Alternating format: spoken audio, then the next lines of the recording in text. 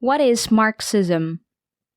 Broadly construed, Marxism refers to the body of thought associated with and inspired by the works of Karl Marx and Friedrich Engels, which comprises a system of political economy, a theory of politics, and a materialist philosophy of history and nature.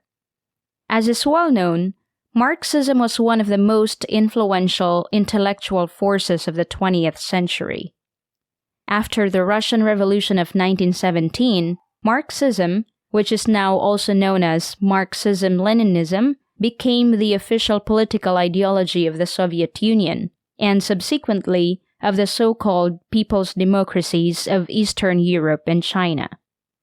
Paradoxically, Marxism has always flourished best under non-Marxist regimes, and the many variants of Western Marxism are much more sophisticated than anything developed in the socialist countries. A similar paradox can be noted outside the socialist bloc, where communist parties usually developed a reductive and mechanistic form of Marxism, and where the most creative developments have been the work of relatively marginal organizations and individuals. This suggests that Marxism may outlive the collapse of communism in the East. Although Marxism takes many different forms, its core concepts, which are derived from two main sources, remain the same. On the one hand, the political economy, elaborated by the British political theorists such as Adam Smith and David Ricardo, is developed and transformed into the critical account of the capitalist economy, advanced in the 3 volumes of Marx's Unfinished Capital and in numerous shorter texts, such as the Contribution to the Critique of Political Economy and Wages, Price and Profit. On the other hand, a philosophy of history, famously known as historical materialism, which is centered on the idea that history is driven by a dialectic of conflict between social classes, is derived from the Hegelian tradition. This is expressed most clearly in Marxist political writings, many of which deal with the history and politics of the 19th century France, and especially in the Programmatic Communist Manifesto, which, together with Marx's lapidary Thesis on Feuerbach, is certainly the most widely read of all Marxist texts. The former provided the international movement with its most rousing slogan, "The proletarians have nothing to lose but their chains. They have a world to win. Working men of all countries, unite." The last of the 11 theses neatly summarizes Marxism's philosophical political ambitions. The philosophers have only interpreted the world in various ways. The point is to change it. It must be noted that the elaboration of the dialectic materialism as a philosophy of nature and science is largely the work of Engels. The most significant of Marx's early writings are the so-called economic and philosophical manuscripts. These manuscripts were not intended for publication and did not appear in print until 1932, when, together with the German ideology, they were found to contain a theory of alienation and ideology, which explains human consciousness in terms of the material reality of human existence. Whereas the earlier Hegelian tradition had viewed history as the product of the development of ideas and consciousness, Marx contended that consciousness was determined by social existence and that the alienation and commodity fetishism characteristic of capitalist society were effects of the property relations that estranged men from the product of their own labor. Although these early writings are dismissed by Louis Althusser as deriving from a Hegelian problematic and as being pre-Marxist, they provide the basis for the many varieties of Marxist humanism and for the earliest work of the New Left. Marxist economics centers on the analysis of the commodity, defined as an object that satisfies a human need, or as having a use value. Commodities also have an exchange value to the extent that they can be exchanged for other commodities. The common property that makes it possible for commodities to be exchange values is the quantity of human labor power or value contained in them. The value of the commodity is determined by the quantity of labor time required to produce it, and therefore by historical and social variations in the productivity of labor.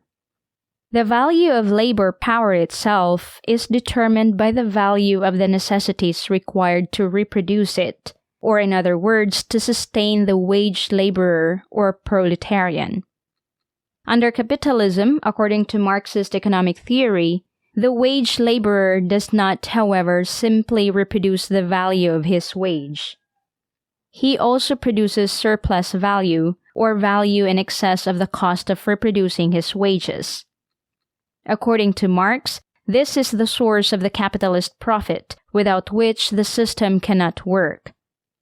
The ratio between the time spent on reproducing the value of labor power and the time spent on producing surplus value is referred to as the rate of surplus value. The rate of surplus value is variable and is the subject of both negotiations and conflict between workers and capitalists.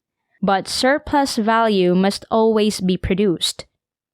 Whilst working conditions can be improved up to a point, the need to extract surplus value means that the traditional demand for a fair day's wage for a fair day's work is meaningless. Hence, under capitalism, wages are always paid on an unfair basis. Ultimately, the system cannot be reformed for the benefit of the wage-earning proletarian, and it is for this reason that Marx demands for the overthrow of the capitalist system.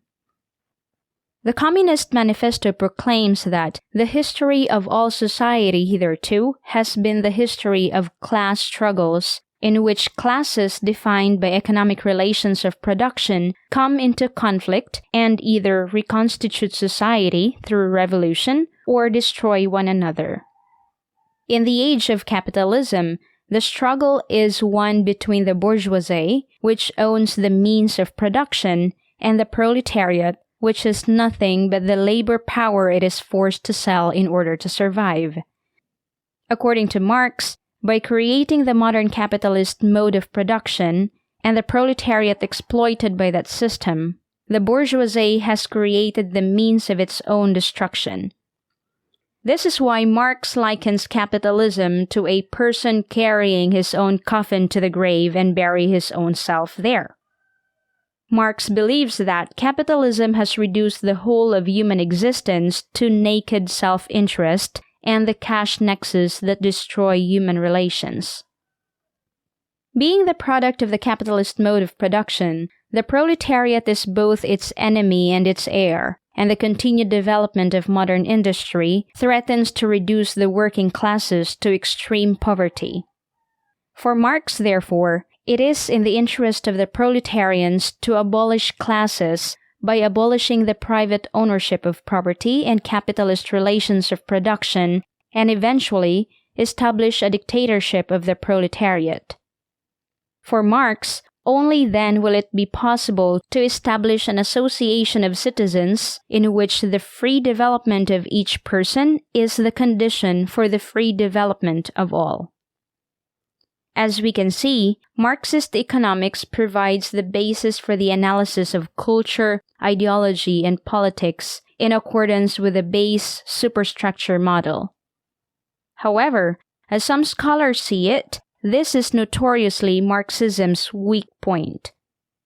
And this is because it has a marked tendency to reduce all phenomena from ideological service to the state to mere expressions or reflections of the economic base and to deny them any real autonomy.